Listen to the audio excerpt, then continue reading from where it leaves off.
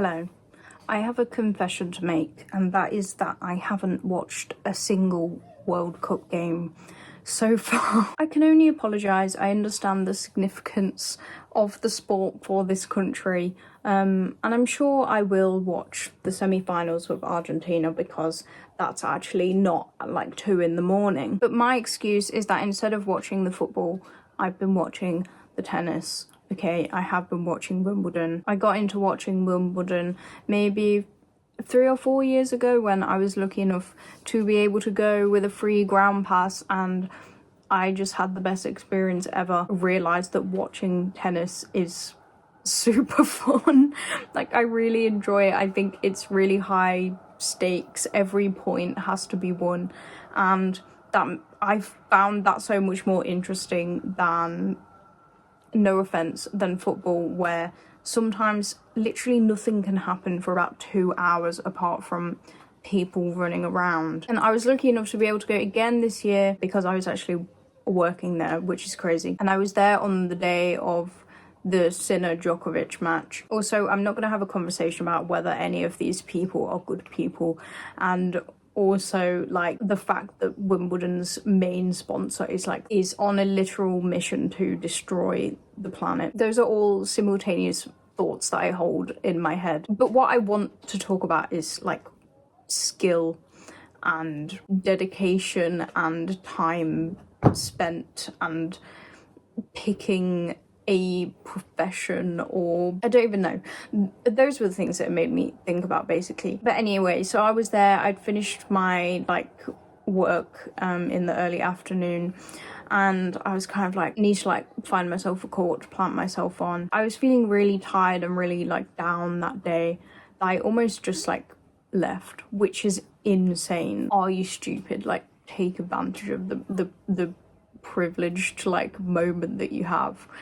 Hello. So I went to find myself a little iced coffee sweet treat. And while I was on the lookout for one, completely randomly, Djokovic was practicing on court number 10. So I got to watch him practice for a little bit, literally 2 meters in front of me, which was, I was completely just dumbstruck, to be honest. I mean, he is the biggest celebrity I've ever seen in my life, and someone that has ruled tennis for a very long time. A very, very crazy and random, just very oh my god, what is happening right now? So that was a good start to the day, I guess. And then I parked myself on court 12 and I saw the boys doubles semi-finals, the girls doubles semi-finals, and the boys semi-finals as well. And anyway, all of that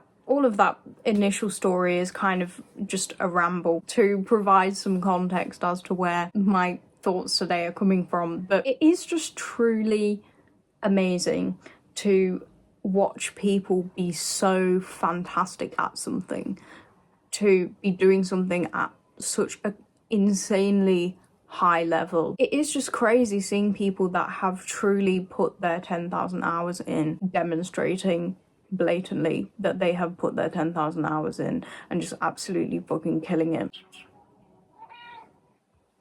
It made me wish there was something that I have put my 10,000 hours into. I've definitely split my 10,000 hours and put them into about 57 different pots. Truly jack of all trades, master of none, which is fine. That is clearly the way that I function, and I do not have the ability to pick one thing and dedicate myself only to that thing. I've tried to do that a few times and I don't get on very well with it, so it clearly isn't how I work. But there is something just so amazing about seeing people that really have picked their thing, and yeah, it is so hard not to feel jealous of that. Sometimes I do feel like I'm not even really good at anything.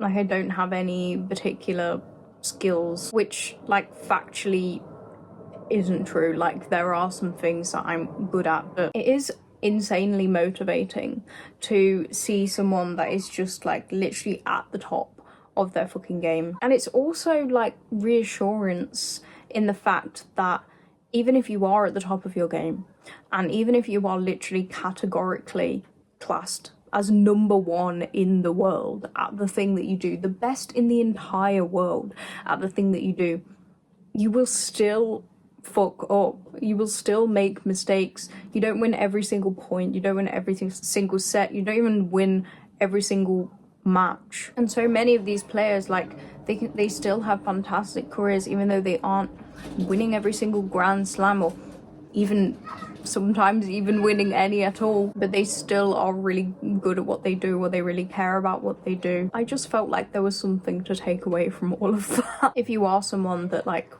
likes to be a jack of all trades, I think there can be, at least I have a little tendency to kind of think that that isn't as good or as valid as people who have picked one thing, or they found the thing that they really love and they want to do forever, or at least as long as they can. And I've always felt like, oh, life would be easier if I was that kind of person. But I don't think that's necessarily true. Like, I think there's positives and benefits to both people, and we can't all be the same. I do think there absolutely is merit in prioritizing a particular skill or a particular career path or something that you want to work on, and maybe putting that above the other things that you like working on. And that doesn't have to be like in the way that like someone who is an athlete would, like they have to live that one thing as their entire life. Yeah, I think if you're a more jack of all trades person, like, you can't do that, or at least I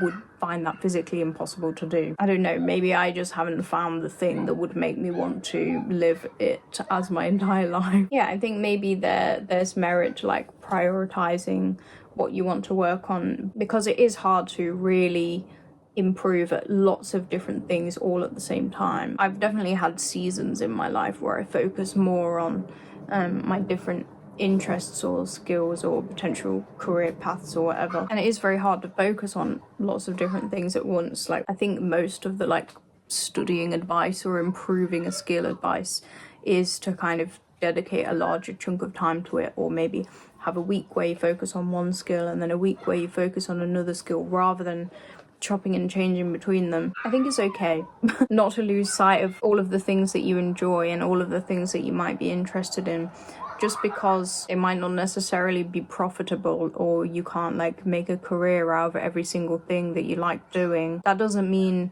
you need to pick one, and you're in the wrong for trying lots of different things, or being interested in lots of different things, loving lots of different things. I do think a little bit of this like honing into one thing is quite a capitalist thing, of like, you need to pick something, or it can be quite a capitalist mindset of like, you need to pick something that is going to be profitable, and all of your time needs to be spent productively or towards this one goal of like furthering the American dream, basically, of earning more income to like own property, or like do this and the other and retire early or whatever. Honestly, like, I kind of don't even know where I'm going with this anymore, but I just wanted to say that as jack of all trades people, we can take inspiration from those who are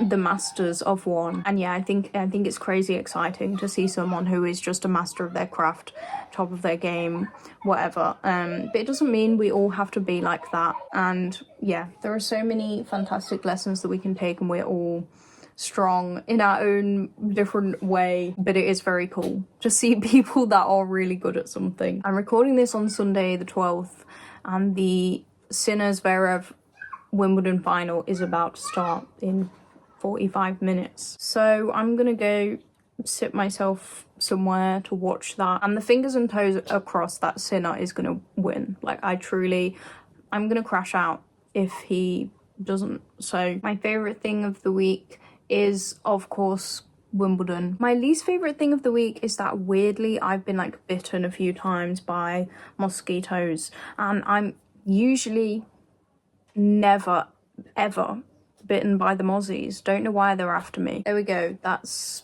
all. Don't know if I made any points there, but have a good day. what do I say? Take care, have a good day, goodbye.